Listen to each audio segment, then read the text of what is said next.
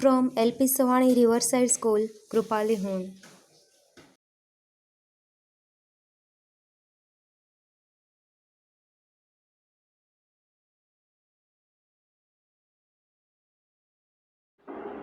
Hello students, here the chapter number 4, metal and non-metal. Today we are going to learn about some properties of the metal. After performing the above activities, we can say that some materials are hard, lustrous, malleable, ductile, sonorous and good conductors of heat and electricity. As we perform in the earlier activity, we are able to prove these all properties regarding the metals. The materials which generally possess these properties are called metals. These all are the properties of the metals. If something is missing inside the particular material, then that will be count as a non-metal. The examples of metals are iron. These all are the example of the metals. First one is iron, copper, aluminium, calcium, magnesium, etc. And this one is the property of the metal. In contrast, materials like coal and sulfur are soft and dull in the appearance. Metals have the hard property and they are the shining. But coal and the sulfur are soft and the dull. That's why they are count as a non-metal.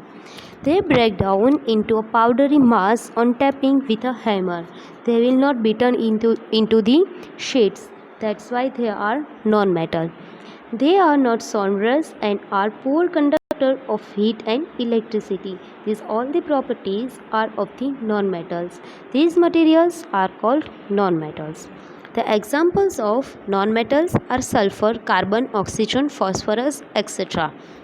Sulfur, carbon, oxygen, these all are the example of the non-metals. Materials like sodium and potassium are soft and can be cut with a help of a knife only. That much soft they are, then even both are counted as the metal. Mercury is the only metal which is found in a liquid state at room temperature. These are exceptions.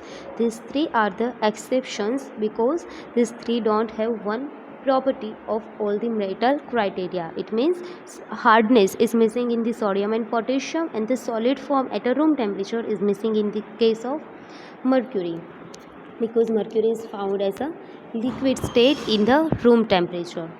4.2 Chemical properties of metal and non-metal. In the earlier topics we will learn about the physical properties of metal and non-metals. Right now we are going to reaction between metals and the different substances so that we can check the chemical reactions. Reaction with oxygen. First of all, we will going to see about the reaction with the oxygen. You are familiar with the phenomenon of rusting of iron. It is very well known process. Recall the reaction by which rust is formed, where in the which case rust will be formed when iron will get in the contact with air and water both. You had also performed in the class 7 an activity of burning a magnesium ribbon in the air. You had learned that in both the process oxide formation take place. What will happen at that? Iron will react with the oxygen of air or the water. It will form the rust, and then after magnesium ribbon will also react with the oxygen of air and it will form the magnesium oxide. It means in the both the cases magnesium oxide and iron oxide will be formed with the reaction of the oxygen. Complete the following reaction of iron and magnesium with oxygen. What you have to do here is iron plus oxygen with the water will gives you the rust. You have to complete this reaction, and then after magnesium with the oxygen it will gives you magnesium oxide. It means with the end of both the reaction you will get the iron oxide and magnesium oxide respectively. Let's understood in detail with a more one activity. Activity number 4.3. Let us check the nature of rust formed as a result of the reaction between iron, oxygen and water.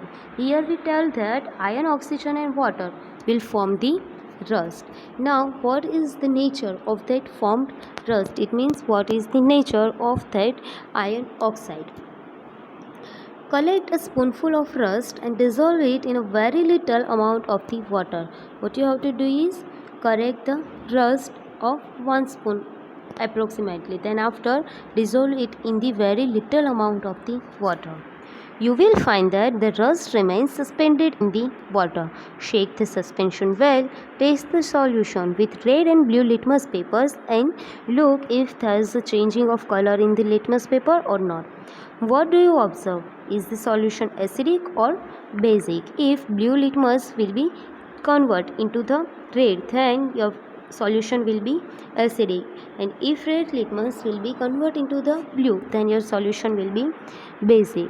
But you will observe that your red litmus paper will be convert into the blue. That's why you can conclude that the rust solution you made with the help of iron rust in the water, that is basic, and iron is the metal. So that you can say that the metal oxide is always basic in the nature. Here, does copper also get rusted? I have seen a greenish deposit on the surface of copper vessel. Yes, copper will also get rusted, and it will convert into the greenish color when copper is affected with the rust. When a copper vessel is exposed to moist air for long, it acquires a dull green coating, and when copper will get rust, when it will be get in contact with the air for a long period of time. The green material is a mixture of copper hydroxide. Copper is a metal, but when it will react with the oxygen of air, it will become the hydroxide, means oxide of the copper, and copper carbonate, CuCO3. CO3 stands for the carbonate. The following is the reaction. Here, copper with carbon dioxide, which is present inside the air. This is the water particles which is remain as a vapor inside the air, and this one is the oxygen obviously present into the air.